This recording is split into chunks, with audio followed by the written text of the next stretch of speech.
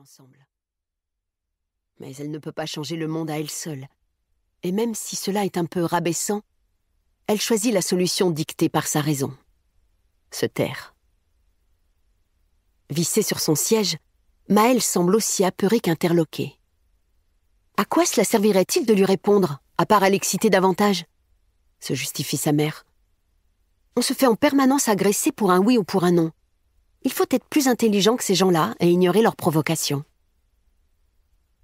La fillette garde le silence un instant, puis...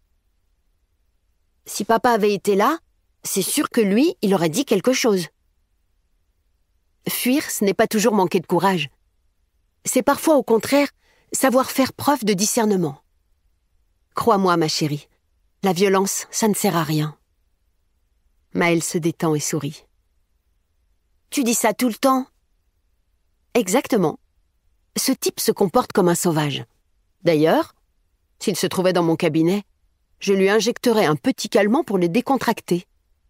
Tente-t-elle d'ironiser tout en espérant que le feu passe rapidement au vert. Les cieux semblent entendre sa prière muette. Le signal lumineux change de couleur.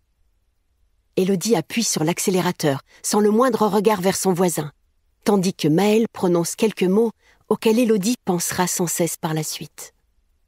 Une phrase anodine, qui deviendra la racine d'une obsession. De toute façon, toi, tu ne ferais pas de mal à une mouche. Élodie sourit à son tour, la BMW s'éloignant dans son rétroviseur. Exactement, Bi. Moi, les mouches, je les soigne. Il n'y a que les abeilles que j'aime persécuter, la taquine-t-elle dans un clin d'œil. En entendant son surnom, qui lui a été donné pour sa fascination pour les abeilles, Maëlle éclate d'un rire qui dévoile toutes ses dents. Et plus encore le gigantesque trou laissé par la chute récente de sa canine droite. Attendrie, Élodie se retourne et plonge ses doigts dans la longue chevelure blonde de sa fille. Le dernier shampoing date du matin même, et un délicat parfum de camomille s'en échappe. « Allez, maintenant on rentre. » Samedi 1er mai 2021.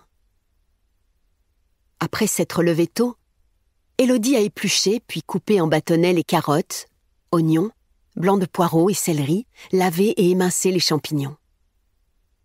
Elle-même n'a plus ses parents, mais chaque 1er mai marque l'occasion de recevoir ceux de son mari. La maison est silencieuse. Stéphane et Zoé, la cadette, dorment encore. Maëlle, l'aînée, s'est attelée dès son réveil au montage d'un puzzle, commencé début avril.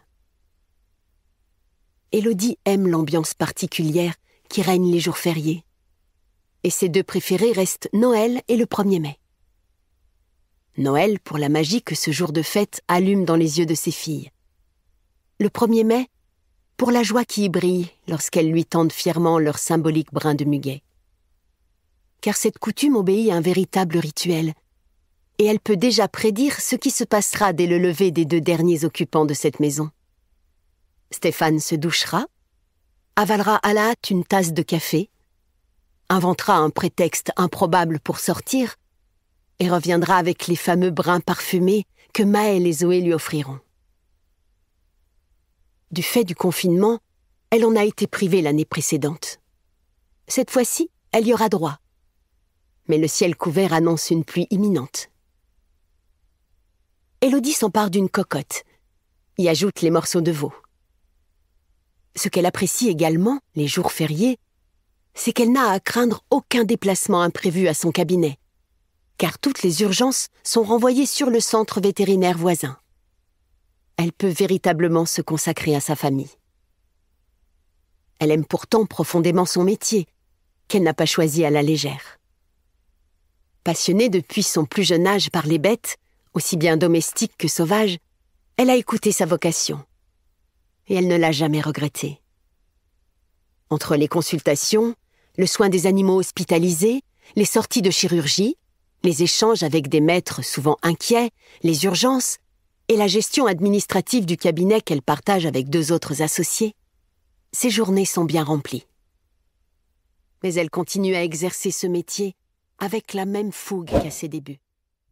Livre audio complet gratuit disponible en description de cette vidéo.